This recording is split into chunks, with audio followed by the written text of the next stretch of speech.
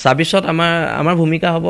আঞ্চলিকতাবাদ শক্তিশালী কৰাৰ ভূমিকা হ'ব আৰু আঞ্চলিকতাবাদ মানে কিন্তু প্ৰকৃত আঞ্চলিকতাবাদ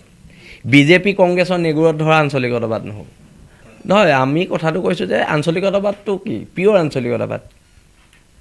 বিজেপিৰ লগত থাকি আঞ্চলিকতাবাদ কংগ্ৰেছৰ লগত থাকি আঞ্চলিকতাবাদ এইটো আঞ্চলিকতাবাদ নহয় না আঞ্চলিকতাবাদ হ'লে পিয়'ৰ হ'ব লাগিব যুদ্ধ জিকা হাৰাটো ডাঙৰ কথা নহয় যুদ্ধ জিকা হাৰাটো ডাঙৰ কথা নহয় আমি পুনৰ কৈছোঁ কিন্তু প্ৰকৃত সত্যটো সমাজৰ আগত খিলন দিয়া মানুহৰ আগত দেখুৱাটো আমাৰ দায়িত্ব আমাৰ কৰ্তব্য মই আজি মঙলদৈলৈ আহিছোঁ কাইলৈ ভোৰাগড় ঐতিহাসিক ভোৰাগড় ৰাস মহোৎসৱলৈ মোক নিমন্ত্ৰণ জনাইছে আৰু নিমন্ত্ৰণ জনোৱাৰ বাবে উদ্যোক্তা কমিটিক ধন্যবাদ জনাইছোঁ আৰু আজি মঙলদৈ আমাৰ বীৰ লাচিত সেনাৰ কাৰ্যালয়ত উপস্থিত হৈছোঁহি আৰু